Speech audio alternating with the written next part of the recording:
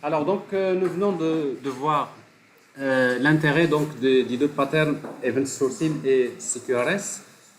Et on a vu en fait les intérêts, l'architecture, comment ça marche globalement. Bon, presque, je pense qu'on a compris le principe.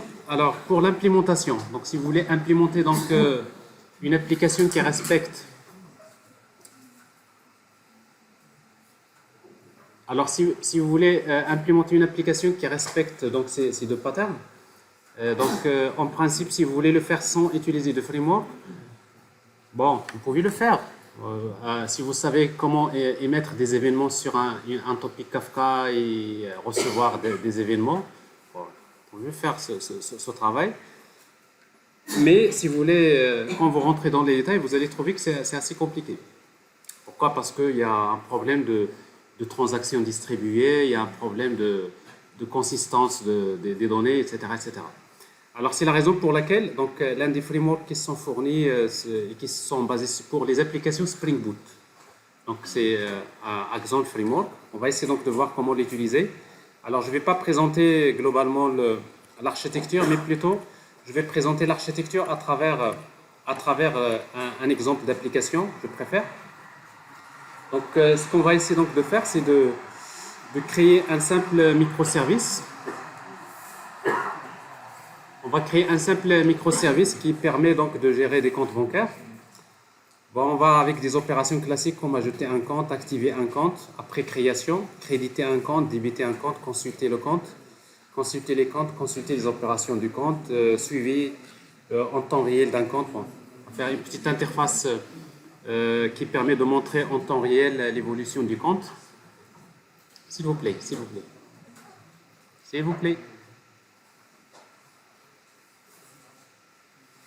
Vous n'êtes pas obligé de me regarder. Donc, si vous avez d'autres choses à faire, ça ne me dérange pas que vous travaillez dans votre machine, ça ne me dérange pas. Mais donc, ne dérangez pas les autres qui veulent suivre. Donc, s'il vous plaît. Alors, voilà l'architecture. Donc, vous voyez qu'il y a plein de composants. Donc, on va essayer donc de mettre en place cette architecture-là au fur et à mesure. Et après, je vais vous montrer donc comment ça marche. Alors, d'abord, on va créer un projet Spring Boot. Il y a un certain nombre de dépendances qu'on va utiliser. Bon, d'abord, il y a le Spring Data GPA. On va utiliser donc Web. On va utiliser MySQL Connector comme base de données, par exemple. Et après, on va utiliser donc Axon Framework. Donc ça, c'est la dépendance qu'on va ajouter à notre projet. Et ici, donc, en principe, Axon Framework, c'est un framework qui vous permet de développer l'application. Mais pour mettre en place un event store, donc il nous faut un broker. Bon, le broker, il y a deux façons de faire. Donc, soit ce qui est un peu plus simple, c'est d'utiliser un serveur qui s'appelle Axon Server. Donc, vous allez utiliser. Et Axon Server lui-même, il a implémenté un broker qui est fait pour ça, qui est fait pour ce genre d'application. Ça facilite beaucoup le travail. Ou bien vous pouvez utiliser Axon Framework, mais en passant via un broker comme Kafka ou bien RabbitMQ. Donc c'est possible. Ou tout simplement, dans un premier temps, on ne va pas utiliser un serveur. Donc c'est pour cela qu'on va exclure. On va utiliser ici l'exclusion de Axon Server Connector. C'est-à-dire au démarrage, il ne va pas chercher à se connecter vers le serveur Axon. Pourquoi? Parce qu'il met en place, c'est une implémentation in memory. C'est-à-dire au démarrage, il vous met en place si vous voulez, un bus d'événements en mémoire. C'est-à-dire que vous créez votre application, ça va marcher pour le test, mais en réalité, si vous voulez avoir des systèmes distribués, ça ne marche pas comme ça. Pourquoi? Parce que toutes les applications vont utiliser un même bus, n'est-ce pas? Donc ça, c'est pour un test. Au premier, on va utiliser donc soi-disant in-memory Axon Server. Mais une fois qu'on termine, on va voir comment basculer vers un serveur Axon Server. Donc on va tester ça. Ça, c'est les dépendances. En plus de cela, donc, vous allez utiliser Lombok, vous utilisez donc OpenAPI pour la documentation de l'API, Mapstrack si vous voulez faire la partie, donc tout ce qui est le mapping entre les entités, les objets de l'application. Et après, on va utiliser, donc ça c'est juste à la fin, parce qu'on a besoin de créer une interface qui permet d'afficher en temps réel l'état du compte. À chaque fois que l'état du compte change, on a besoin d'afficher une courbe. Donc on aura besoin d'utiliser normalement pas totalement Spring Web Flux parce qu'en fait il vient avec beaucoup de choses, mais en fait la dépendance Reactor, sachant que pour tout ce qui est la programmation réactive, Spring utilise en fait le pattern Reactor. Donc ici soit vous utilisez le Webflux ou tout simplement on va utiliser que la dépendance Reactor.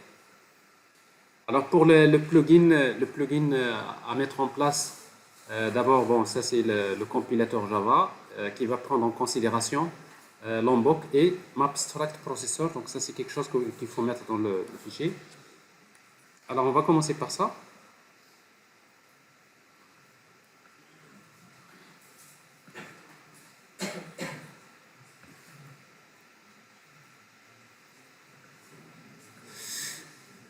Alors on va créer un projet. Je pense... Non, je suis en train d'enregistrer.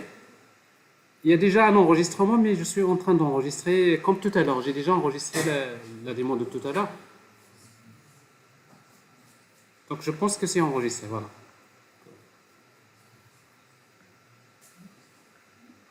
Quand vous voyez que je suis assis dans une table comme ça en train de faire mon cours, c'est que je suis en train d'enregistrer. Si je me balade...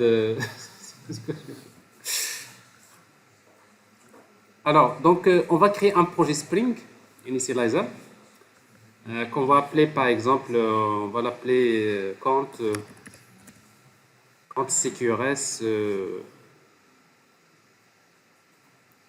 compte CQRS par exemple Event Sourcing ES.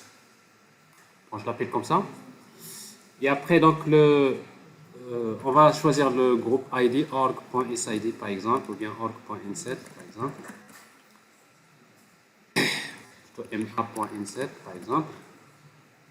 On va utiliser Java 8. Bon, pour le moment, je reste toujours sur Java 8, mais n'empêche que vous pouvez tout changer, bien sûr. Alors, pour les dépendances, donc, on va utiliser donc, Spring Web, Spring Data GPA.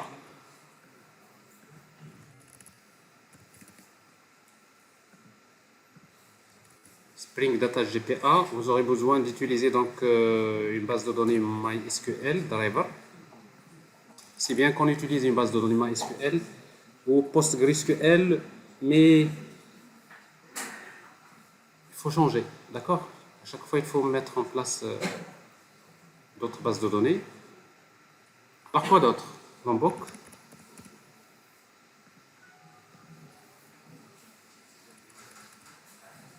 Quoi d'autre? OpenAPI, on ne l'a pas ici. API doc, on ne l'a pas. Donc, on va l'ajouter.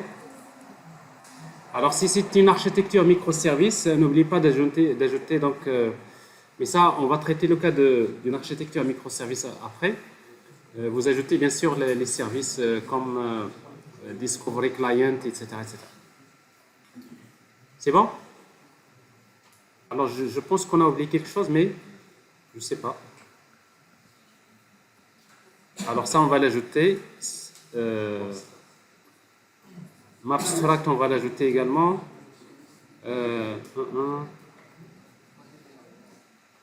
Quoi d'autre? MySQL, on l'a. Oh, c'est tout. Finish.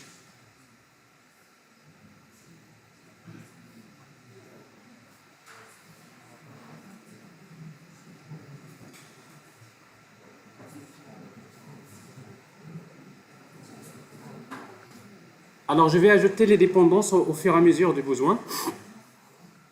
Alors, la première qui nous intéresse, c'est d'ajouter Axon Framework.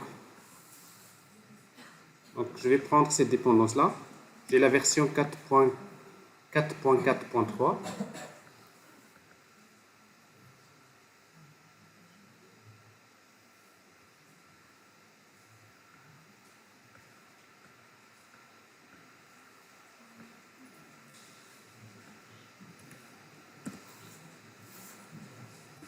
C'est pas bon.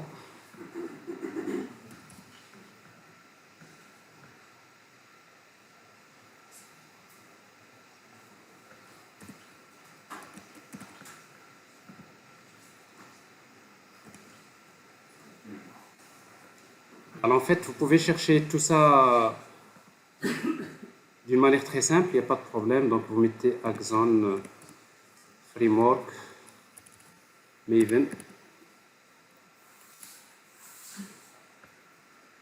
Alors vous pouvez la trouver. Bon, il y a en fait il y a la dépendance que vous pouvez trouver, donc il y a des versions, mais de préférence d'aller vers le site de Axon et de regarder Axon Framework, parce que c'est là où vous allez télécharger le serveur de Axon à un moment donné.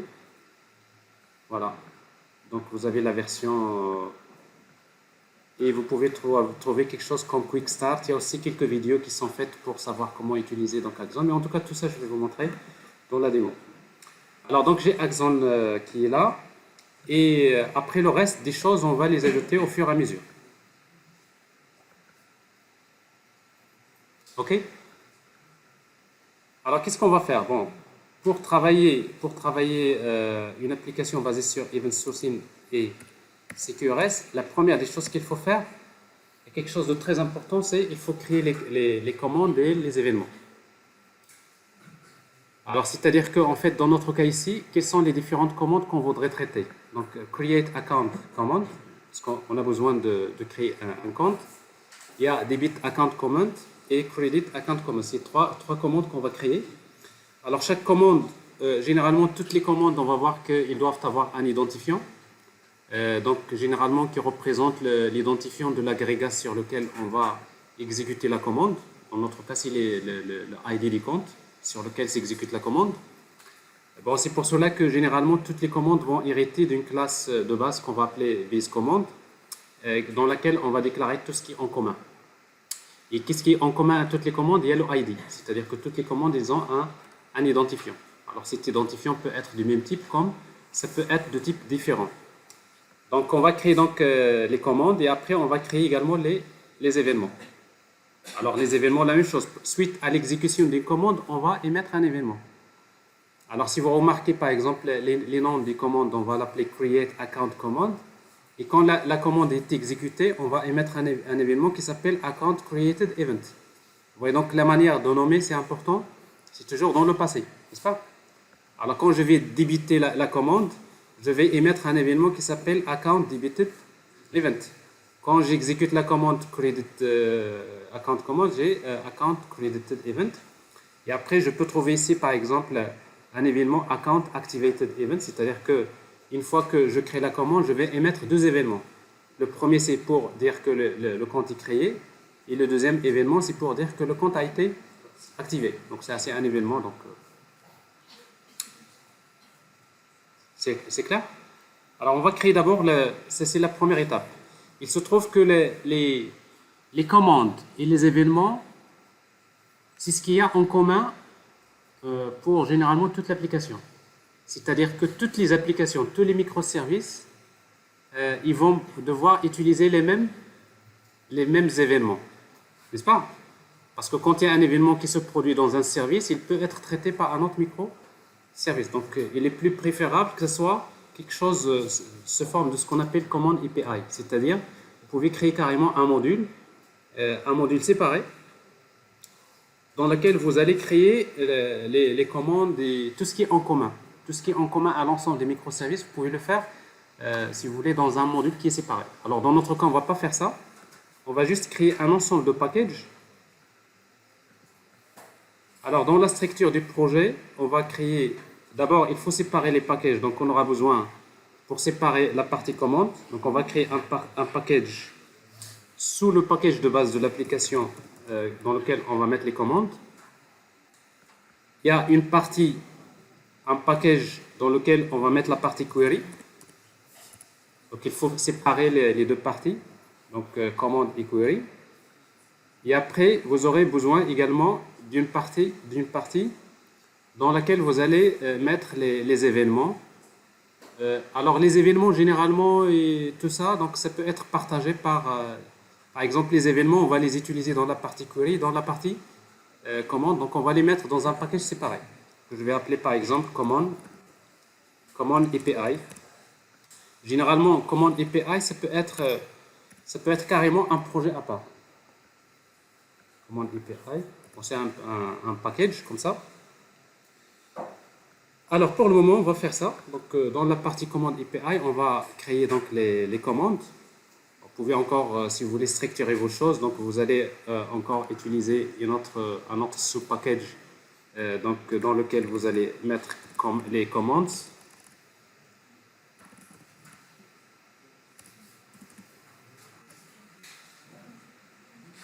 Vous créez un sous-package encore dans lequel vous allez créer les événements. Events. Et également, nous allons voir qu'on aura également besoin de créer les queries. On va y arriver.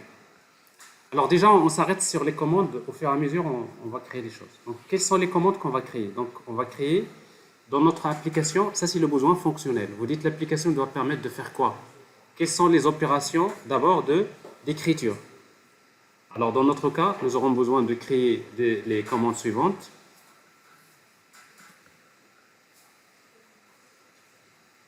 Alors ici, je n'ai pas classe, pourquoi? Est-ce que ça c'est pas un package? Merci de le dire. Alors je vais supprimer et je reprends. Donc c'est un package. New package, commande API, commands.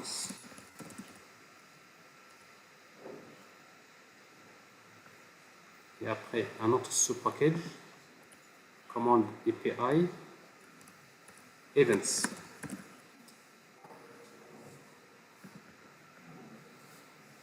J'ai le même problème parce que c'est... Ah, commande API qui n'est pas un package.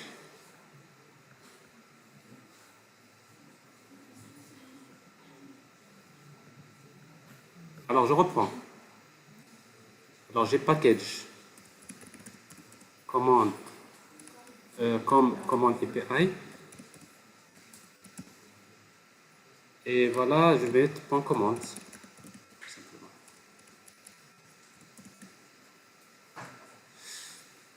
Et donc ici donc je vais créer les commandes et après je vais créer les événements.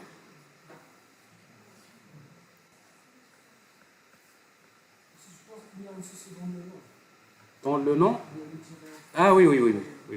Merci. Oui, vous avez raison. Oui, donc en utilisant plusieurs langages. Alors le tirer dans les paquets, c'est pas dans les conventions. C'est pas bon. Alors je l'appelle commande API. Attaché. Mal écrit. Commande API. Alors ce package commande et un autre sous-package query, plutôt events. Alors pour les commandes, on va créer une classe qu'on va appeler alors base commande base ou base commande. Voilà.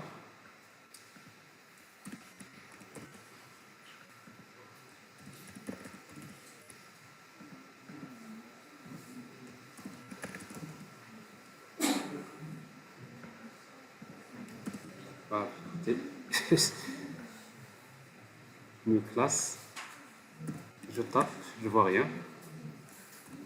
Base command. Alors c'est une classe abstraite. Alors on va créer une classe générique de type T, tout simplement. Et pour nous, T c'est le type de l'ID. S'il vous plaît. S'il vous plaît, c'est vraiment, ça me complique la vie. Si vous commencez à chuchoter comme ça, je ne peux pas avancer. D'accord, s'il vous plaît.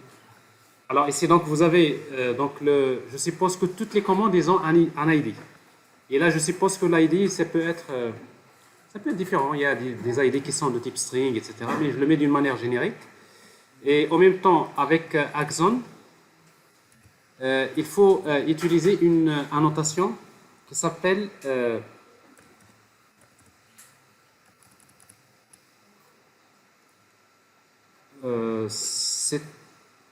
alors, ce que j'ai fait tout à l'heure, j'ai ajouté une dépendance, mais je n'ai pas actualisé le... Oui, Maven. Parce que j'ai ajouté Axon, mais je n'ai pas actualisé.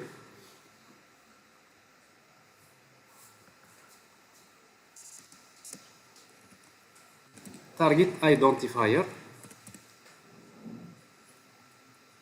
C'est Target Aggregate Identifier. Donc, cette annotation-là, il faut... Parce qu'en fait, en réalité, donc, le ID de la commande, ça représente toujours, c'est l'identifiant de l'agrégat sur lequel on va effectuer la commande. C'est-à-dire, dans notre cas, c'est quoi l'agrégat sur lequel on va effectuer la commande? C'est le compte. Donc, il faut indiquer comme quoi sur la commande, cet identifiant, ça représente l'identifiant de l'agrégat sur lequel on va effectuer la commande. En utilisant cette annotation Target Aggregate Identifier. Donc, ça, c'est une annotation, bien sûr, de Axon. Ça, c'est la première des choses. La deuxième des choses, c'est que les commandes, les événements, c'est des objets qui sont immuables. C'est-à-dire, il n'y a pas de setup. Vous utilisez que les getters. Donc, on va mettre un getter.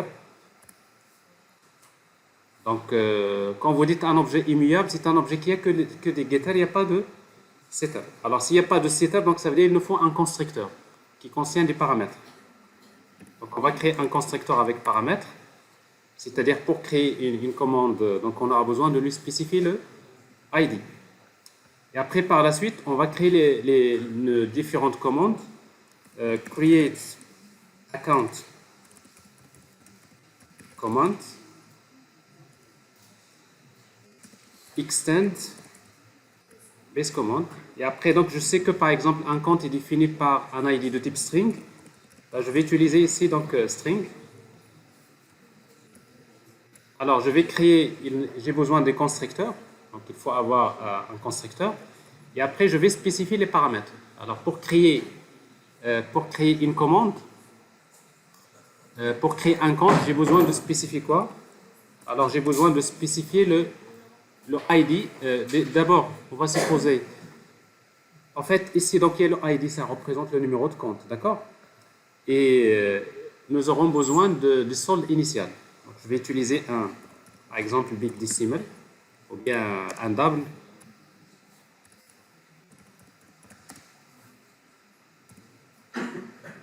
Initial balance. C'est-à-dire, donc j'ai besoin de spécifier le solde initial. Et en même temps, je suppose que pour créer un compte, j'ai besoin de spécifier la devise. Est-ce que c'est en dirham, en euros, etc.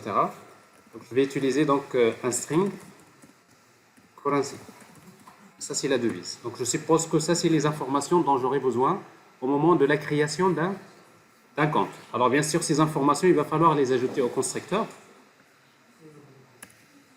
S'il vous plaît, s'il vous plaît, s'il vous plaît, mademoiselle, s'il vous plaît. Alors, je vais ajouter ça pour le constructeur. Et du coup, donc, j'ai un constructeur avec 3 paramètres. Je donne le ID, initial balance et currency. Alors, ça, c'est la première commande. Je fais CTRL-C, CTRL-V. Je vais créer la deuxième commande. C'est quoi? C'est activate. C'est pas activate. Activate, c'est pas une commande. C'est plutôt debit. J'ai 3 commandes. Debit account commande. Alors, pour débiter un compte, c'est la même chose. Donc, ici, je vais spécifier le montant. Le montant de débit. Et j'ai besoin de spécifier également c'est-à-dire la devise. Donc, je fais un débit en utilisant une devise ici. Donc, je change juste là. Et ici, je vais utiliser amount.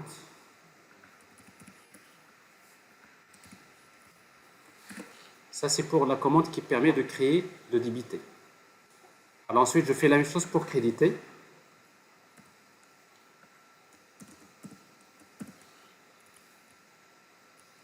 Alors, credit. Bon, la même chose, j'ai besoin du montant et de la devise. Je vais créditer, donc s'il n'y a pas de problème. Alors, j'ai créé donc les trois commandes. D'accord? Alors maintenant, avant de passer à la suite, je vais d'abord, supposons je vais créer un REST controller. Donc dans mon application, je vais créer un package Alors en fait, les contrôleurs, chaque partie, la partie commande et là c'est contrôleur, et la partie query et là c'est contrôleur. Donc ici dans le package commande, je vais créer un autre sous-package que je vais appeler controllers. Alors ici donc je vais créer un contrôleur que je vais appeler account command controller. Parce qu'après vous allez avoir account command controller et query, plutôt account query controller. Donc dans CQRS on va séparer. Il y a un contrôleur pour la partie écriture et un contrôleur pour la partie lecture. Pour le moment on va travailler la partie écriture. D'accord? Et après on va travailler la partie lecture. Alors ici, qu'est-ce qu'on va faire? Donc, on va utiliser donc, un REST controller. On va utiliser donc, on va supposer que toutes les request mapping. Alors, le path qu'on va utiliser, c'est slash. On va commencer par command. Pourquoi il s'agit de la partie commande. Account. Après, on va créer nos méthodes. Supposons, je voudrais créer une méthode qui permet de créer un compte. Alors, qu'est-ce que je vais faire? Donc, je vais créer une méthode qui va permettre de... Alors, pour le moment, je vais mettre un string, mais après, je vais changer. Qu'est-ce qu'on va retourner? Donc, je vais utiliser une méthode que je vais appeler create account.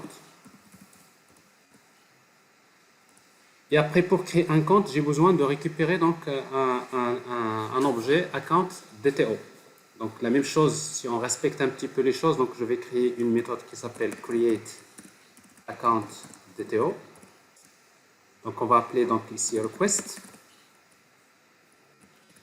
Alors create account DTO, donc je dois le créer. C'est une classe que je vais créer dans quel package?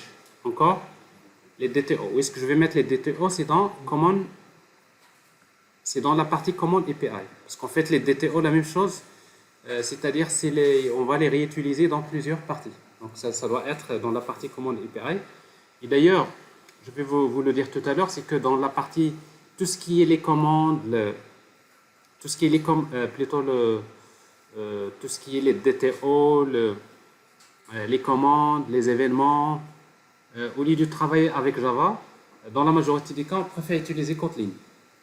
Donc après, vous pouvez écrire un seul fichier Kotlin dans lequel vous mettez tout ce qui est les commandes, les événements, les queries, les DTO, et vous mettez également les exceptions. Parce qu'avec Kotlin, c'est plus rapide.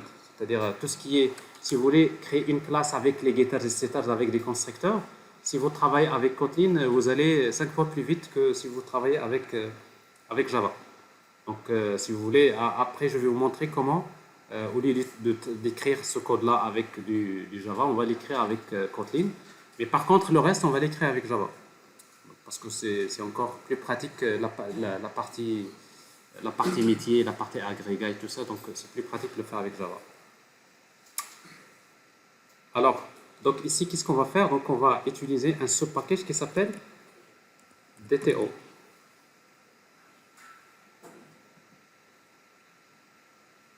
La commande API.DTO.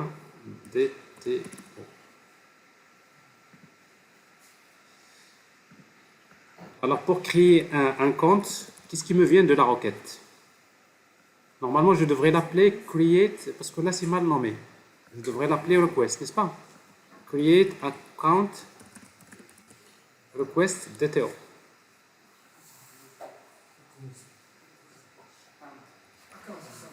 Create account, oui, merci. Request, il y a un T en plus, DTO. Alors ici, donc, je vais le changer. Alors, je vais l'appeler create account request DTO. Alors, donc, ici, donc, j'ai besoin de spécifier la balance, initial balance. C'est pas un string, c'est un double. Et également, j'ai besoin de récupérer currency, la devise. Alors ici, donc, ça c'est le request. Merci.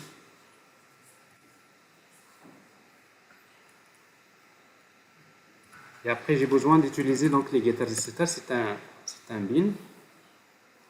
Il faut renommer le fichier. C'est renommé. Et je reviens vers le contrôleur.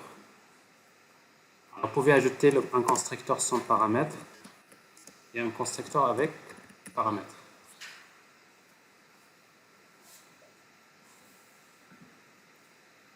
Alors, ils sont les contrôleurs. Alors ici, j'ai les commandes. Où est-ce que j'ai mis le contrôleur? Je l'ai mis ici dans commande. Oui. Et pourquoi j'ai ça? Il faut l'emporter.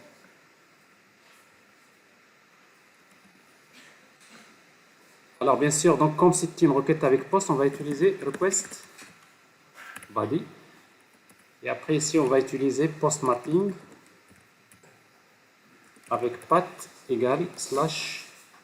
Par exemple, ici, on va utiliser donc c'est ça, commande account slash create. Et ici, on va créer la commande. Alors maintenant, pour pouvoir exécuter cette commande, on va changer parce que d'habitude, vous injectez le service directement dans la commande. Mais c'est ce qu'on va faire, c'est qu'on va émettre une commande sur un bus de commande. Donc ici, vous allez utiliser account command controller qui va utiliser un objet qui s'appelle commande gateway.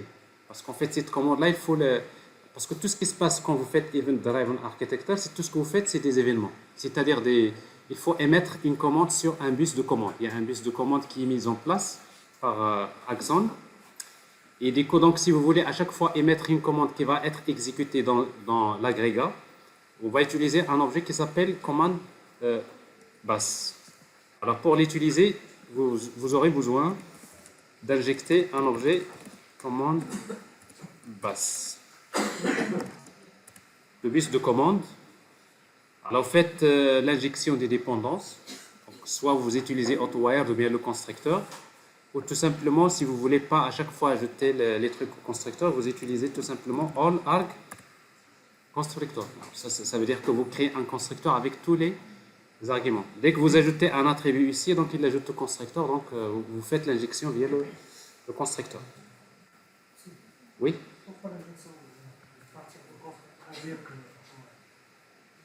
Bon, ça c'est une question dont j'avais déjà parlé parce que de toute façon, quand vous faites l'injection via AutoWired, donc l'accès, c'est-à-dire Spring, il accède à l'attribut, il ne passe pas via les setters et les getters, il accède directement à l'attribut. Donc là, on viole le principe de l'encapsulation.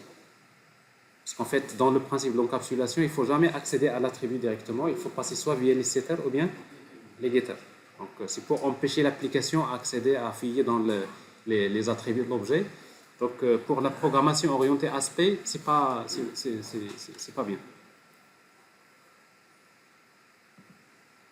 Alors maintenant, qu'est-ce qu'on va faire? Donc votre contrôleur maintenant, à chaque fois qu'il y a une commande, il doit tout simplement il doit émettre la commande. Alors, pour émettre la commande, on va utiliser commande bus.send. Il y a une méthode de... C'est pas commande bus, c'est commande gateway.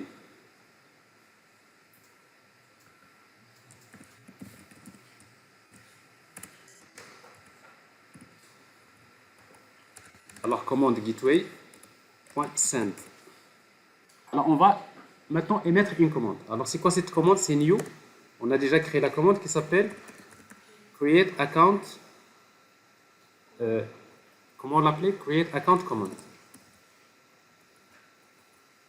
Et quand vous créez une commande, il va falloir lui donner les paramètres. Il y a un constructeur, le ID de la commande. Alors, on a besoin de spécifier le ID du compte. Alors, ici, donc, le ID du compte, il est de type string. Je peux le générer en utilisant, par exemple, UID.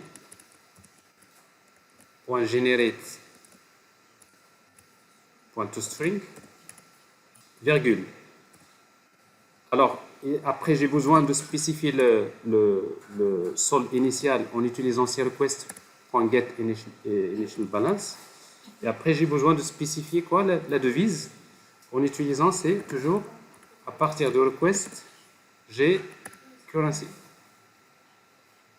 Alors ici, donc, j'ai émis une commande. Je suis tranquille.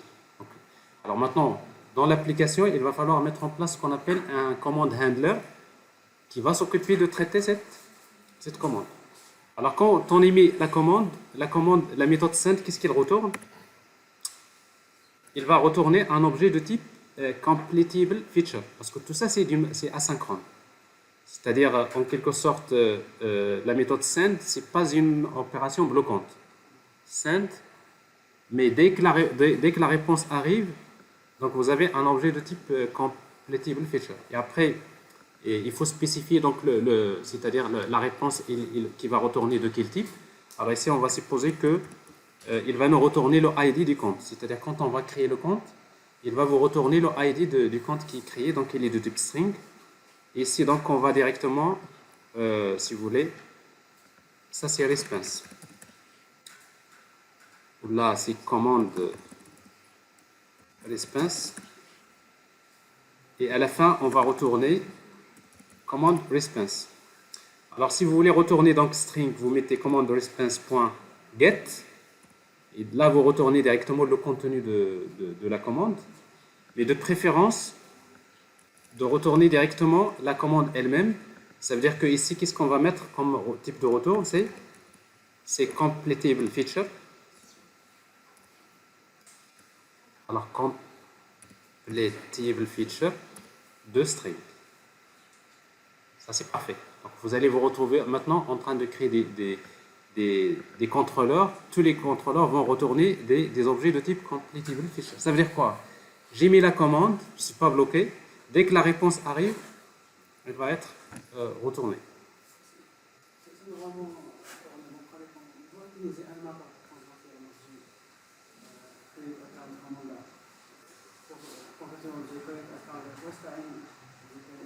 Si vous pouvez faire ça, c'est par exemple avec Mapstruct par exemple, vous pouvez faire le mapping, mais généralement ici vous n'avez pas si vous voulez traduire l'objet request vers l'objet commande, vous pouvez utiliser Mapstruct. Mais le problème c'est que dans Mapstruct, c'est que la commande c'est un objet qui est immutable, d'accord?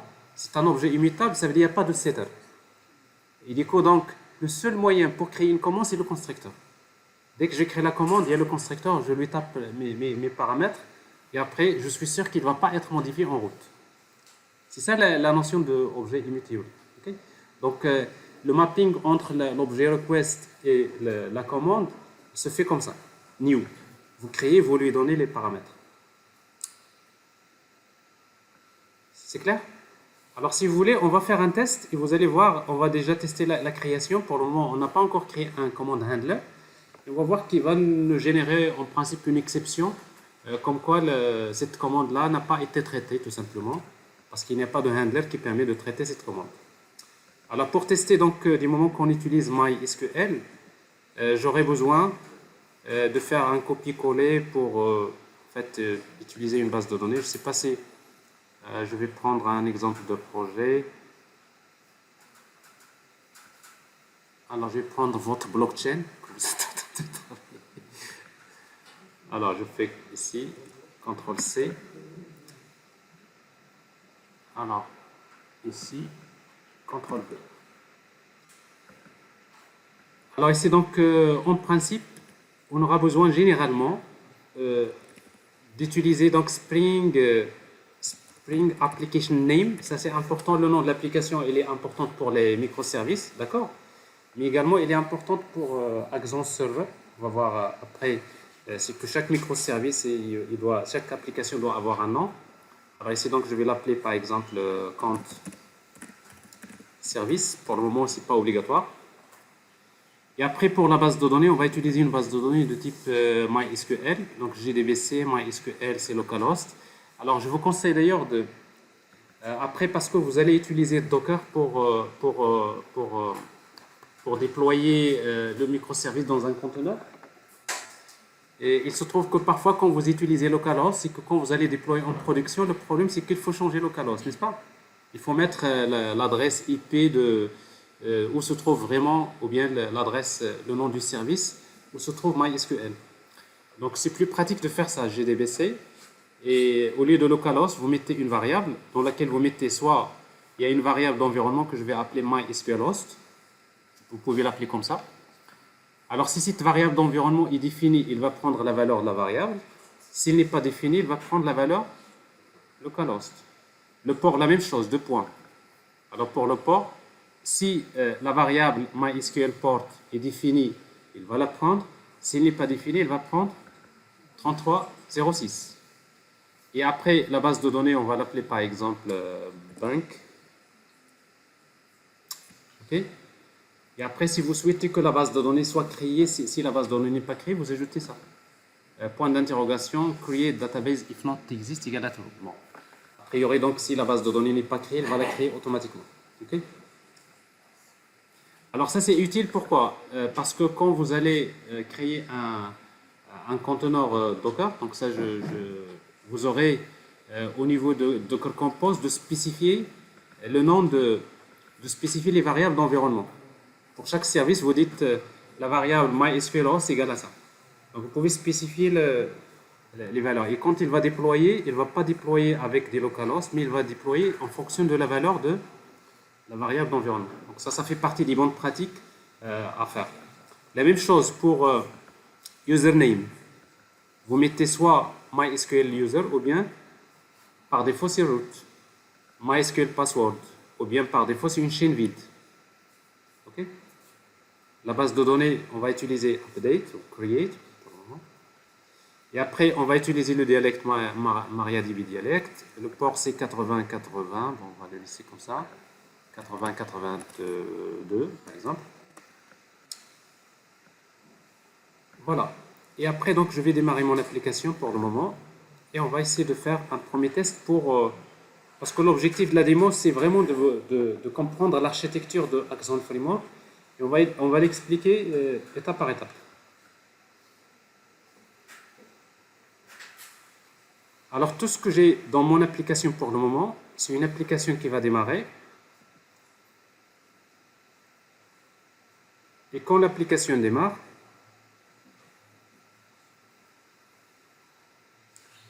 je trouve que la machine elle est lente, pas habituelle.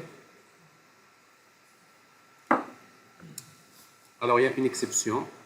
Alors, dans la création de quoi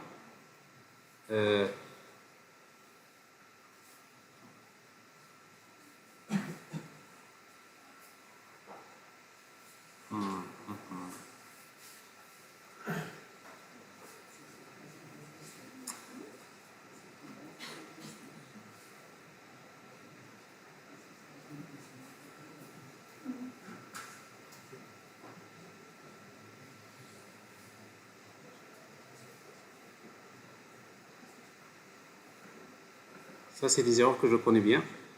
Alors, il faut juste faire attention parce qu'avec Spring Boot, donc je ne l'ai pas dit tout à l'heure, c'est que parfois vous avez envie toujours d'utiliser la dernière version. Et il se trouve toujours, quand vous utilisez les dernières versions, il y a des surprises. Bah, je n'ai jamais utilisé la version 2.6.1, ce qui fait, parfois vous trouvez des surprises et après vous dites, Axon, il utilise tel et après, donc vous allez commencer à chercher pour trouver la solution. Alors je ne vais pas chercher la solution, mais par contre je vais tout simplement revenir un petit peu en arrière. Bon, je préfère pour ne pas avoir de surprise de garder la même version que j'ai utilisée dans le document. Ici la version c'est 2.5.2. Alors comme ça, pas de surprise.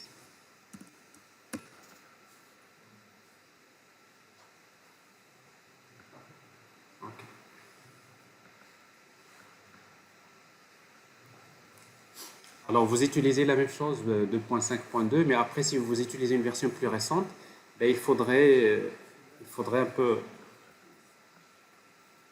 Alors, je vais encore faire ça. Maven, reload.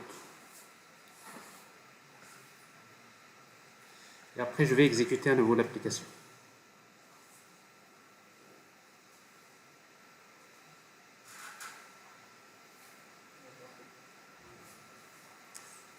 Non, c'est la machine qui...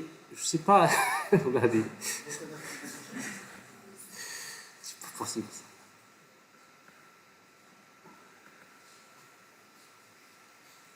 Alors ici, donc, vous voyez, donc, ça démarre sans problème. Alors c'est démarré, donc je vais regarder le... Bon, pour la base de données, donc ici, donc j'utilise XAMPP, ok? Alors la base de données, comment il s'appelle déjà? Bank, pas ici.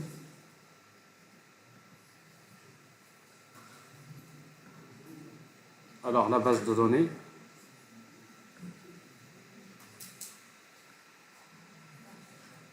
il devrait être créé.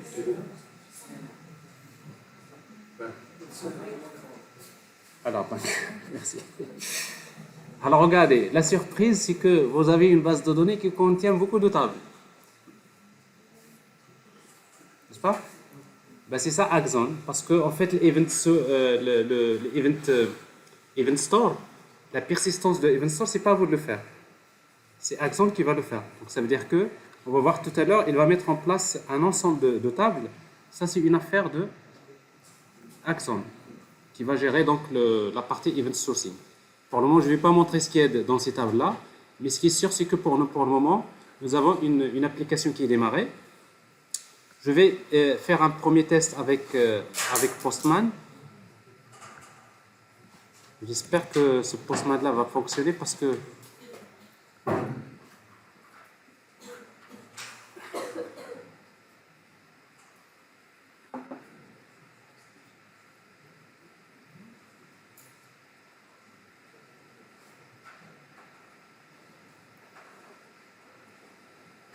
voilà, alors tout ce qu'on peut faire pour le moment, c'est qu'on peut faire une requête avec quoi? Alors je vais créer une nouvelle requête comme ça. Alors ici donc je fais une requête avec post, avec http://localhost. Le port c'est combien? 82. C'est commands/account/create. Alors ici donc au niveau des headers, bon il y a content type. Alors content type c'est application JSON.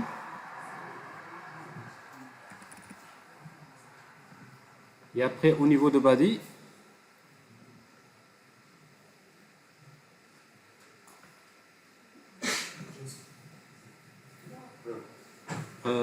oui, merci. Alors au niveau de body, donc on va mettre les données. Alors qu'est-ce qu'il attend? Initial balance, s'il vous plaît. Alors 9000 et après currency. Alors la devise par exemple, on va dire MAD, dirham marocain.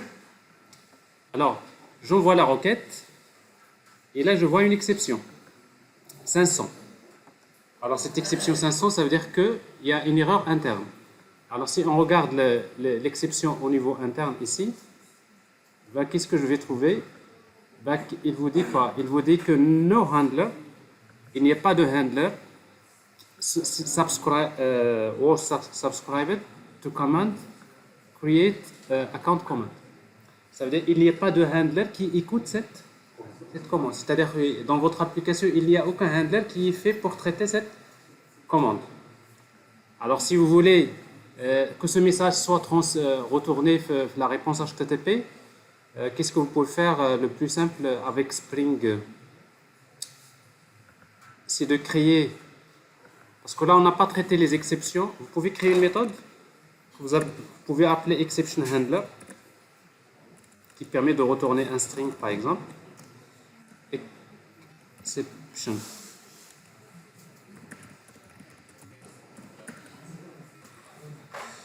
Alors pour créer un handler d'exception avec Spring, il suffit d'utiliser la notation laquelle?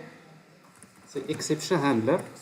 Vous dites à Spring à chaque fois qu'il y a une exception, n'importe quelle exception de type exception, à chaque fois qu'il y a exception, on va la capter. Donc Spring il va la capter, moi j'envoie ce que je veux. Alors qu'est-ce que je vais retourner? Le message de l'exception, pour ne pas laisser les choses comme ça, parce que là c'est pas clair du tout, n'est-ce pas? Parce que pour le client qui reçoit un message comme ça, il n'y a aucune information, qu'est-ce qui se passe? C'est une erreur interne, d'accord? Mais moi, je vais demander à Spring, à chaque fois qu'il y a une erreur interne, tu vas faire un catch et tu vas m'envoyer une réponse.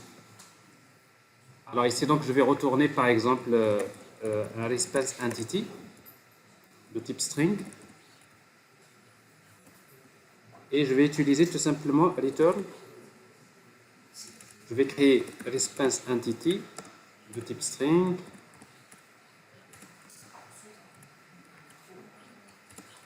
Alors, entity égale new response entity. Et après, vous pouvez spécifier donc le message d'erreur que vous voulez mettre dans la réponse. C'est exception.getMessage. Et après, vous spécifiez le type de message avec status code. On va quand même spécifier ici donc status. Alors status HTTP status. Status, on ne va pas utiliser created, mais plutôt c'est internal error, par exemple. Voilà. C'est un message 500. Donc ça c'est. Après, donc je vais retourner directement ici, return response entity. Bon, ça n'a rien à voir avec event sourcing, n'est-ce pas? Bien d'accord. Parce qu'il ne faut pas mélanger les choses. C'est juste, je ne veux pas que. Je veux éviter à ce que des exceptions soient transmises bêtement comme ça vers la partie UI, ce qui est forcément une mauvaise pratique. Donc ici, donc à chaque fois qu'il y a une exception, je vais la capter et je vais dire à Spring, on voit quand même une réponse personnalisée comme ça.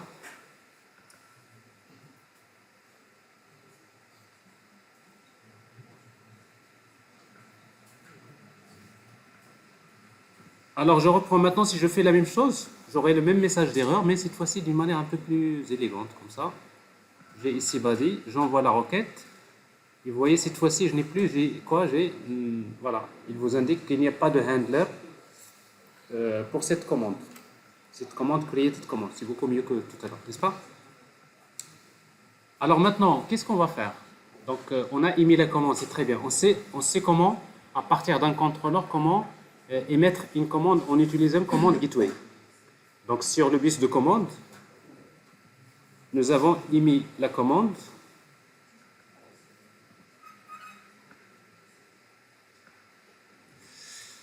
Alors, tout ça, c'est bon. Donc, notre commande, elle est passée donc, sur le bus de commande. Alors maintenant, pour traiter la commande, il nous faut créer l'agrégat. Alors, l'agrégat, donc, c'est la classe dans laquelle vous allez exécuter la logique métier. Donc, dans le domaine, comme je disais, Driven Design, alors en fait, l'agrégat, c'est le domaine sur lequel vous voulez exécuter la logique métier. Donc, ce qu'on va faire, c'est dans l'agrégat qu'on va créer un command handler. Alors, comment on va le faire? Regardez bien.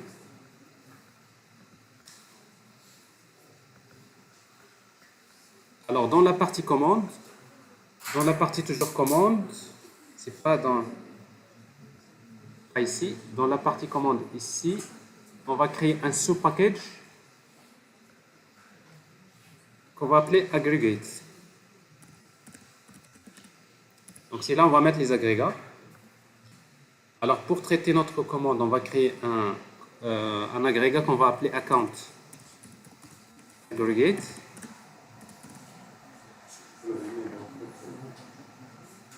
Ouais. Je les mets à l'intérieur du package controller. Oui, c'est pas bien. On va le déplacer. Merci. On va supprimer ça. On va mettre ça, Alt Entrée. On va le déplacer ici. Comme ça, il faut séparer les choses. Donc, vous voyez bien dans la partie commande, ici, j'ai bien les agrégats et j'ai les contrôleurs. Alors, pour créer maintenant un agrégat, nous avons créé donc notre agrégat. Alors maintenant, un agrégat avec Axon doit utiliser la notation aggregate. Et notre agrégat, il définit l'état de l'application. Alors dans notre cas, l'état de l'application, c'est quoi? C'est que d'abord, il y a le ID, qui est de type string. Ça, c'est un compte. C'est ID. On peut l'appeler account ID. Okay. Vous pouvez donner un an. Il y a le solde, c'est-à-dire la balance, parce qu'en fait un compte il a un état, c'est la balance. Je peux le déclarer de type table. Il y a également un compte peut avoir une devise.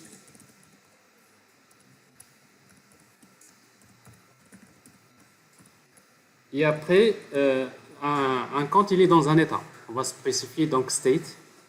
Alors state, on va créer un énumérateur qu'on va appeler account state. Status.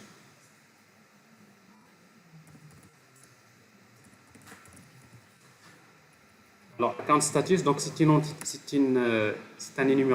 énumérateur donc qu'on va créer. Alors, la même chose, les enums, tout ça, c'est commun. On va les mettre où? C'est dans la partie common, dans cette partie-là. On va créer un sub-package qu'on va appeler enums. Et c'est une enum. Alors ici, donc, je suppose qu'un compte peut être, s'il vous plaît. Alors, un compte peut être dans l'état soit created, activated, et après vous pouvez ajouter, par exemple, suspended, etc. Mais ici, on ne va pas traiter de suspended. Donc ça, c'est les différents états d'un compte. Est-ce que c'est bien écrit? Non? Alors, merci. Created. Faut en deviner. Heureusement qu'IntelliJ, en tout cas si vous écrivez en anglais, c'est created. Qu'est-ce qui manque? Create. Ah, d'accord.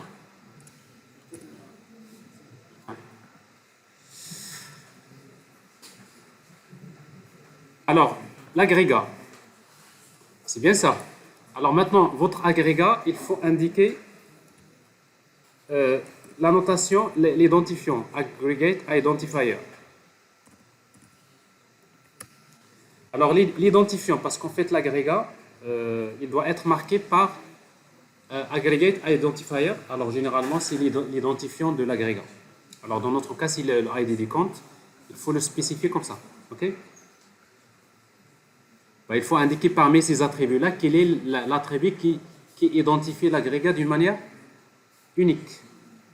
Alors, automatiquement, quand une commande arrive, je vous rappelle que la commande,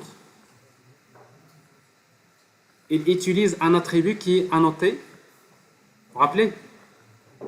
Target Aggregate Identifier. Donc, Axon va considérer que ce ID-là, n'est-ce pas?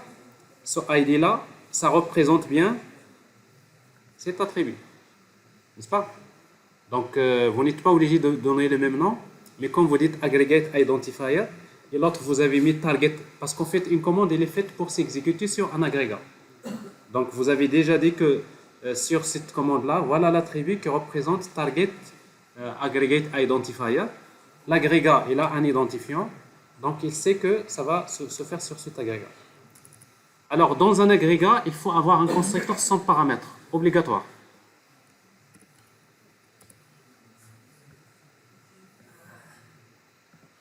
Là, c'est...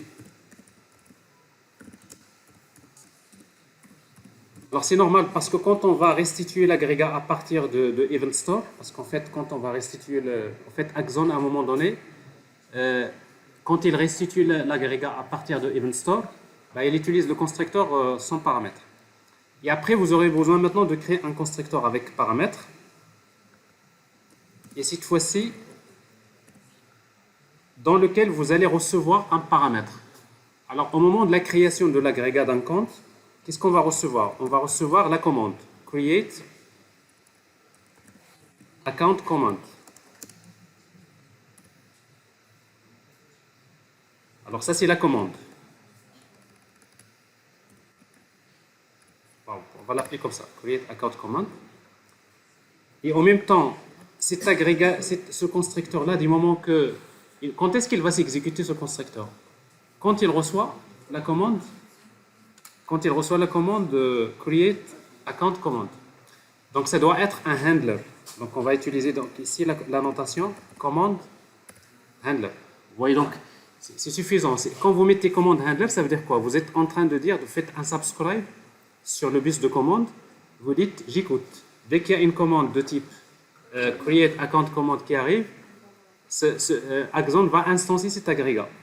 Et quand il va l'instancier, ici c'est la logique métier. Alors qu'est-ce qu'on va faire ici? Maintenant, on va faire la logique métier. Supposons que pour créer un compte, il faudrait des conditions.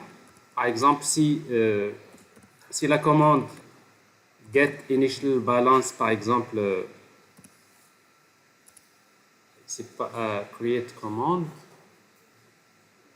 On a oublié les getters, n'est-ce pas? Alors, au niveau de create account command, on a créé des attributs, mais il n'y a pas de getters. Alors, je vais ajouter getter. Getter, ok? Les setters, je vous rappelle. Si vous utilisez les setters, c'est que vous êtes en train de violer le pattern. Alors, get, c'est des objets immuables, immutables. Alors, ici, donc, get initial balance, par exemple, s'il est négatif, par exemple, je ne peux pas créer un compte avec un solde initial qui est négatif. Donc, dans ce cas-là, je peux générer une exception throw, new runtime exception, etc. Allez, possible. Je n'ai pas le temps d'écrire des messages. Je suis en train de voir le temps qui passe vite. C'est impossible de créer un compte avec un solde qui est négatif, etc. Donc, c'est ça la logique métier. Donc, ici, donc, la logique métier, on veut l'exécuter. Et si tout marche bien, ok, et si tout marche bien, qu'est-ce qu'on va faire? Il faut émettre un événement.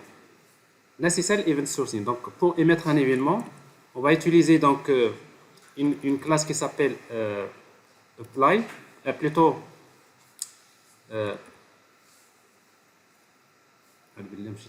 alors qu'est-ce qu'on va mettre? Life cycle, aggregate life cycle, aggregate life cycle point apply. Alors maintenant, vous voulez émettre un événement aggregate lifecycle point apply. Je vais émettre un événement. Alors cet événement, je ne l'ai pas encore créé, n'est-ce pas? Alors maintenant, il faut créer les événements. Alors pour créer les événements, on va faire la même chose. On a créé les commandes. Et nous aurons besoin, puisqu'ils sont les commandes, commande API events. Alors la même chose pour les événements. Les événements, c'est comme les commandes. C'est pour cela que je vous disais, il y a duplication du code. Copier, coller. Mais il y a des petites différences qui sont importantes. La première, on va créer la même chose, base event. La même chose, on va dire que c'est une classe abstraite. Le type, l'ID de l'événement, c'est de type T. On va mettre un objet T, c'est l'ID de l'événement, la même chose. Sauf qu'ici, il n'y a pas d'annotation aggregate. Un événement, c'est un objet simple. C'est-à-dire, c'est un simple objet dans lequel vous allez utiliser tout simplement un getter. Et vous allez créer un constructeur avec paramètres. Et après, vous allez créer donc les autres événements. Alors maintenant, comment on va appeler les événements? Alors ici, donc, c'est account created event. La manière de nommer les événements, c'est très important. Il faut utiliser donc le passé, n'est-ce pas? C'est la voie passive. D'accord? Créer l'événement, créer, created, c'est la voie passive. Alors, account created event, extend, quoi? Base event, merci. Alors ici, donc on connaît déjà le ID, c'est de type string. Il faut le constructeur. Et au moment de la création de l'événement, la même chose. Vous voyez donc copier-coller. Donc un événement, une fois qu'un compte est créé, qu'est-ce qu'on veut garder? Event store.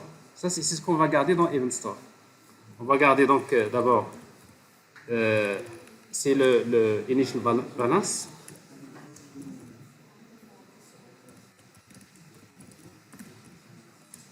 Également, quoi d'autre? Currency. Alors la même chose ici, donc il faut les ajouter au constructeur.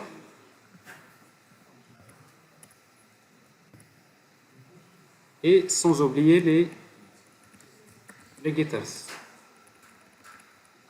Ça, c'est un événement. Il n'y a pas d'annotation particulière. Donc, un événement, c'est un simple objet.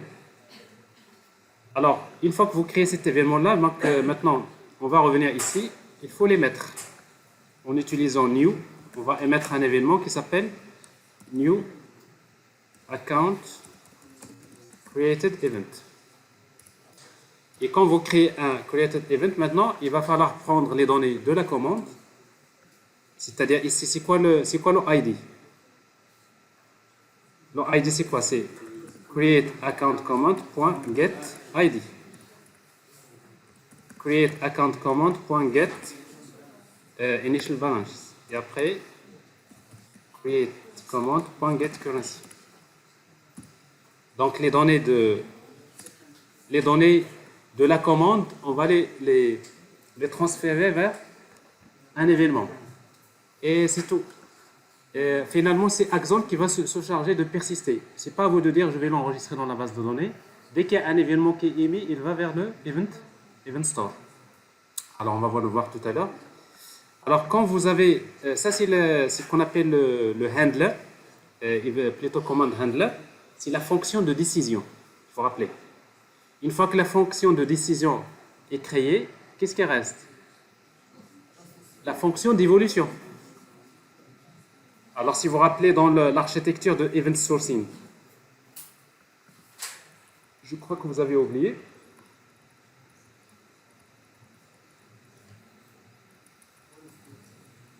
Ici. Alors, qu'est-ce qu'on a dit? Donc, Event Sourcing, vous avez une commande qui arrive. Donc, il y a une fonction de décision, c'est ça l'agrégat. Vous avez un command handler que vous venez de faire. Une fois que vous la faites, donc, vous avez émis des événements qui sont stockés dans le Event Store. Et après cet événement-là, il faudrait maintenant une autre étape. C'est quoi? C'est muter l'état de l'application. Une fois que l'événement est enregistré, l'état de mon compte doit changer. C'est-à-dire l'état actuel de l'application, il faut le muter. Donc ça, c'est la fonction d'évolution. En fait, la fonction d'évolution, c'est ce qu'on appelle un Event Sourcing Handler. C'est-à-dire c'est un Event Handler qui écoute le même message et on va muter. Alors, comment faire un Event Sourcing Handler? On va tout simplement créer une méthode dans le même agrégat. Ici. C'est des méthodes void, on. Toutes les méthodes s'appellent on. De toute façon, ici, donc, dans les méthodes, ici, vous avez deux méthodes. Handle, ça c'est pour exécuter une commande. Et la méthode on, c'est un event handler. D'accord? Alors ici, donc, ici, vous avez on quoi? Quand je reçois quel événement? C'est account created event. Et vous utilisez tout simplement la notation Event Sourcing Handler. Voilà. Alors encore, qu'est-ce qui se passe? Dès que cet événement va être émis, cette fonction va s'exécuter. C'est la fonction d'évolution. Et si vous avez cette fonction d'évolution, on va dire c'est une fonction bête. C'est tout simplement, il n'y a pas de logique métier. On va juste...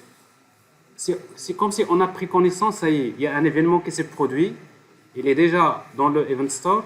Qu'est-ce qu'il faut faire? L'état de l'application va changer. Alors, pour que l'état de l'application va changer, qu'est-ce qu'on va changer? 10 points. C'est l'agrégat. L'état de votre application, il est représenté par l'agrégat. Donc, 10 points. Bon, c'est quoi Account ID? Donc, je n'ai pas besoin de le faire parce qu'il est défini automatiquement donc, à quoi est égale la balance? Qu'est-ce qui change dans l'état de mon compte? Normalement, ici, donc, vous devrez avoir 10.account ID, c'est quoi? C'est event.getID. On est bien d'accord? 10 balance égale à quoi? C'est event. Quoi est égal à la balance de get initial balance? 10 quoi d'autre?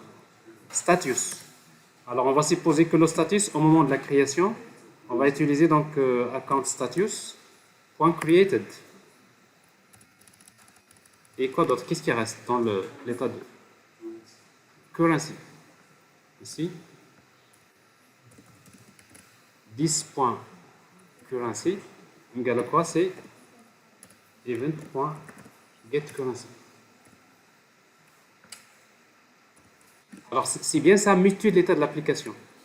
Alors ici, bon, pour muter l'état de l'application ici, c'est simple parce qu'on va juste dire que notre état du compte, il est dans cet état-là. Bon, à la rigueur, ici, vous n'avez pas besoin de le faire, le ID, parce que généralement, le ID, il est attribué au moment de la création de l'agrégat. Le ID, il provient de quoi? Il provient de la commande et il est affecté automatiquement via cette annotation, aggregate identifier. Donc, il y a une association qui se fait et on va tester.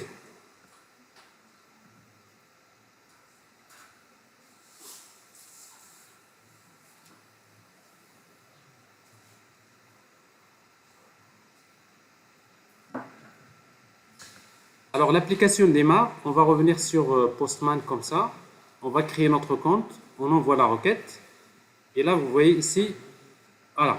Alors j'ai dit une bêtise, regardez, il vous dit que l'agrégat ne doit pas être nul.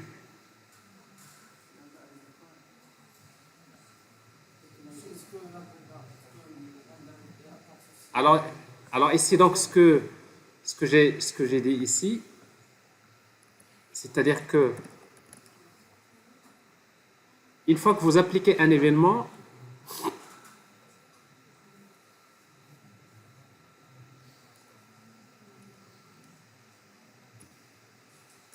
là, event.getID. Alors j'ai l'impression, je vais vérifier et après je vous donne une explication qui est scientifique. Parce que c'est pas vrai. J'ai une petite confusion, mais en tout cas, ça c'est un. Si jamais vous êtes en train d'appliquer vous mettez l'application, vous mettez l'état de l'application, et vous laissez le ID de l'agrégat nul, il n'accepte pas, c'est normal. Parce que l'agrégat, c'est-à-dire le ID de l'agrégat ne peut pas être nul. Alors je vais. Ben c'est ça. Alors ici, donc, vous voyez, donc, il a créé le compte et l'événement a été enregistré. Il nous a retourné le ID du compte qui a été créé. Donc, je corrige. Alors, quand vous mutez, n'oubliez pas également le ID. Okay. D'ailleurs, c'est le.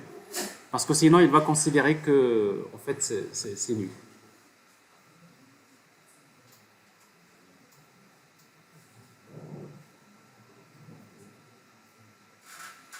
C'est normal. Parce qu'en réalité, donc, c'est-à-dire que l'attribution de ces attributs-là, l'état du compte ne se fait que après que la logique meet soit exécutée. Donc, la logique meet est déjà exécutée. Il y a l'événement qui est produit, il est dans l'event store. Alors maintenant, on va dire l'état de notre application, il est quoi? Donc, je corrige. Donc, il faut spécifier, bien sûr, ça, c'est obligatoire. Alors, donc, le compte est créé. Donc, je vais créer un deuxième compte. Je crée un deuxième compte. Send. Donc, il est créé. Alors, on va regarder notre base de données. Qu'est-ce qu'il y a dans la base? Alors, dans la base, si vous vous rappelez, donc, il y a un ensemble de tables qui sont créées. Et le Event Store, il est stocké dans une table qui s'appelle Domain Event Entry. Regardez, ça c'est intéressant. Alors en fait, Domain Event Entry, donc c'est le Event Store. Alors Event Store, c'est une table dans laquelle, regardez, il vous enregistre, chaque événement il a un index.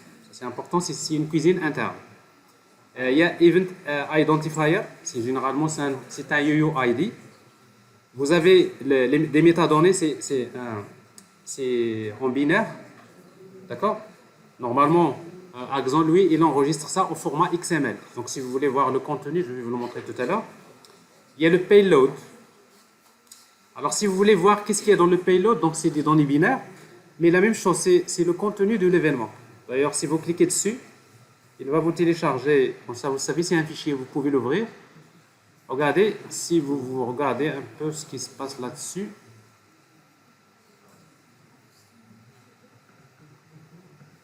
Regardez ça. C'est du XML, n'est-ce pas? Alors, métadonnées, entry, string, etc., etc., etc. Qu'est-ce que vous trouvez là? String. Alors, ça, c'est des données en format XML. Alors, ça, c'est le metadata. Mais le payload, si vous retrouvez le payload, voilà. Alors, le payload, vous allez voir, c'est-à-dire c'est le contenu de l'événement. Alors, qu'est-ce que vous allez trouver? Vous allez trouver donc ça, le ID. Vous voyez donc le ID, il est de quel type? Vous avez initial balance, vous avez currency, vous avez, voilà. Ça, c'est quoi ça? Donc, c'est le payload. Alors, le payload, c'est... Alors, en fait, vous pouvez l'enregistrer en format JSON ou XML. Par défaut, c'est XML qu'il utilise. Mais vous pouvez configurer, si vous voulez, que le payload soit enregistré en format JSON. Mais ça, c'est une cuisine interne de Axon. Donc, chaque événement, il a un payload. Timestamp, il enregistre le temps où l'événement a été produit. Aggregate Identifier, c'est-à-dire cet événement concerne quel objet? C'est l'agrégat. Et pour nous l'agrégat, c'est quoi? C'est le ID du compte. C'est-à-dire cet événement, ça concerne un objet dans notre application qui est identifié par cet identifiant, c'est l'identifiant du compte. Et après, il y a d'autres attributs, sequence number type, le type de l'agrégat. Vous voyez, donc c'est account aggregate. Le type de l'événement aussi, c'est important, il faut qu'on le voit quelque part. Voilà, payload type. Voilà, donc c'est quoi? Vous trouverez, c'est account created event. Et ici, donc, vous avez finalement deux événements qu'on vient de faire. Ben, ces deux événements, ils ont été enregistrés dans le Event Store. On n'a que la base d'écriture maintenant. Donc, on peut continuer à enregistrer les comptes, il n'y a pas de problème. Mais si vous voulez d'ailleurs consulter ce qu'il y a dans le Event Store, je vais vous montrer une astuce. Dans le contrôleur, ça c'est juste pour consulter. Alors dans le contrôleur,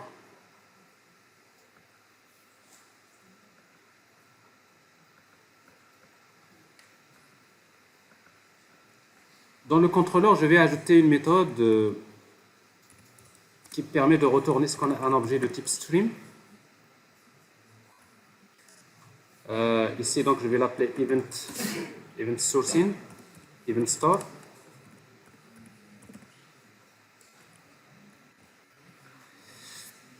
Alors ici, donc, je vais faire un get mapping.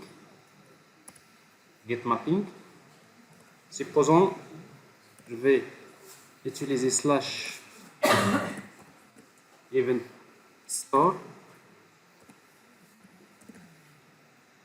/ le ID du compte. C'est-à-dire, je voudrais voir tous les événements qui se sont produits sur un compte. OK? Account ID. Alors, pour pouvoir consulter Event Store, vous pouvez injecter un objet de type, je pense, c'est Event Store.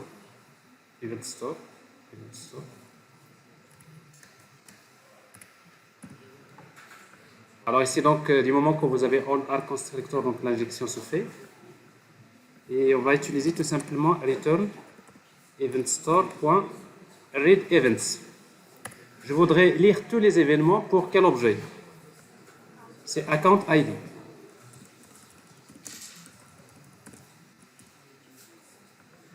Alors j'ai ici account ID et après je mets toStream as stream et il faut utiliser quoi? Path variable. Path variable.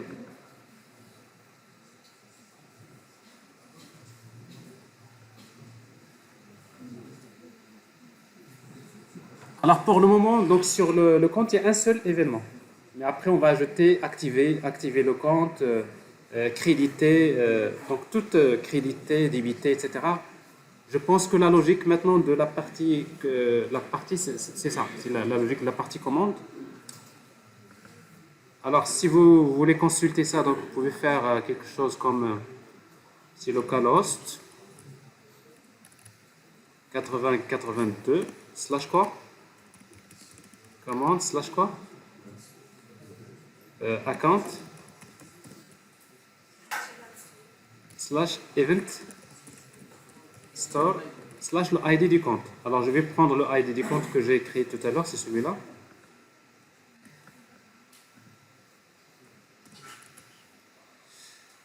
Alors c'est mal écrit. On n'a pas redémarré? Si, je pense. Moi, si je l'ai laissé en train d'attendre. C'est ça? Non? Alors c'est event store slash account ID. Et là, c'est quoi ça? C'est command slash account. Il n'y a pas de S.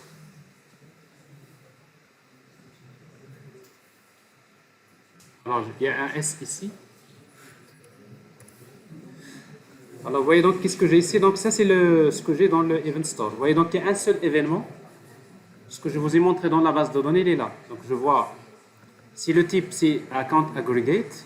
Ça, c'est le Aggregate Identifier, c'est ça, c'est le compte.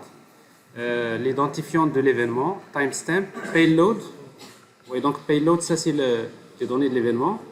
Il y a des métadonnées et après le type de l'événement. Ça, c'est. OK. Alors, ce que peut-être juste 2 minutes, je vais juste ajouter un autre. Je vais activer le compte. Au moment de la création, je vais l'activer. Alors, qu'est-ce qu'on va faire? Donc, dans les événements, s'il vous plaît. S'il y en a ceux qui sont pressés, vraiment, ils ont ce meet-up, puis quand vous ouvrez la porte, vous pouvez partir. Oui. Mais pas de bruit, s'il vous plaît. Alors, ici, donc, je vais créer un autre événement que je vais appeler Account Activated Event. Bon, il n'y a pas grand-chose à changer, donc Activated Event, qu'est-ce que j'ai besoin de quoi, en fait? J'ai besoin uniquement d'un seul attribut, c'est le status. Alors, ici, donc, je vais utiliser status account status. Account status. Alors ici, donc, je l'ajoute dans les paramètres du constructeur.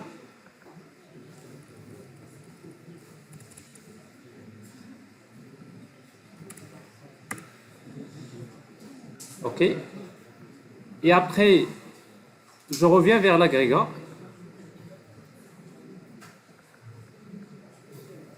Alors, dans l'agrégat, qu'est-ce que nous avons fait? S'il vous plaît.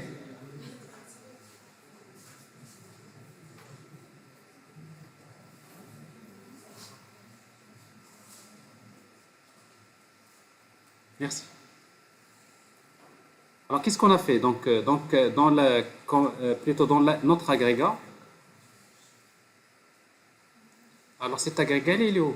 Il est ici. Ah, il y avait un package ici qui ne sert à rien, je vais le supprimer. Donc, l'agrégat, il est là. Alors, qu'est-ce que nous avons fait? Au moment de la création de l'agrégat Create Command Event, on a émis plutôt un Account Created Event, n'est-ce pas? Et après, vous avez Event Sourcing Handler. Il va muter l'état de l'événement. OK? Et là, encore, je peux émettre un autre événement. Une fois que l'état a changé, je vais encore émettre un événement. Donc, comment? C'est aggregate life cycle point apply, cette fois-ci new quoi account activated event. Et après, qu'est-ce que je vais lui donner? Donc, le ID, c'est event.getID. Et après, event.get.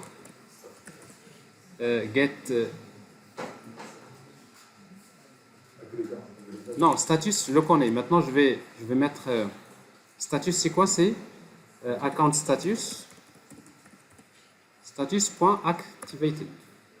C'est-à-dire, je vais créer un événement avec le ID, n'est-ce pas? Et après, qui est activé. OK? Donc, j'ai un événement qui est activé. Alors maintenant, il va falloir encore muter l'état de l'application. Ça veut dire quoi? Vous allez encore créer une méthode comme celle-là. On.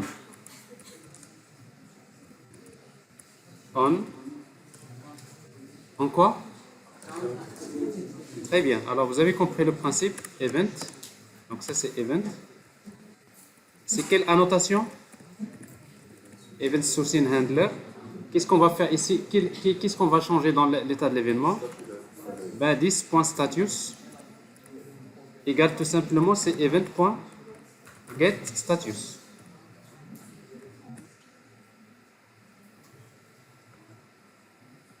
Alors, c'est-à-dire maintenant, au moment de la création d'un compte, nous avons enregistré combien d'événements? 2 événements. Alors, on peut tester.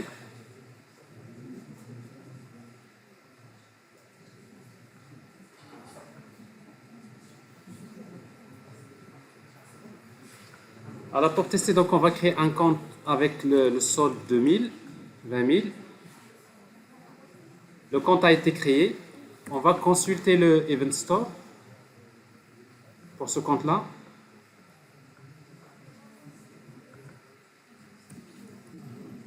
Alors ici, vous voyez donc qu'il y a combien d'événements. Vous avez le premier, c'est Account Created Event. Et vous avez Account Activated Event.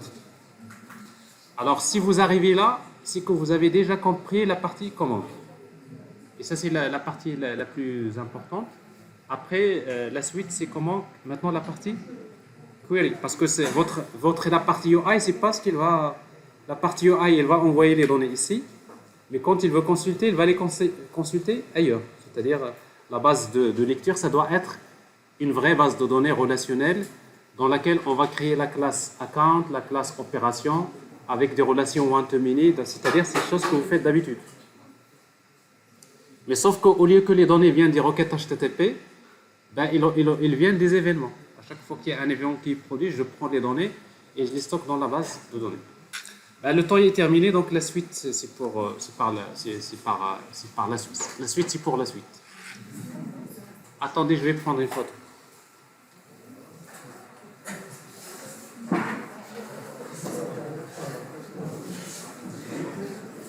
Vous pouvez regarder là, tout le monde?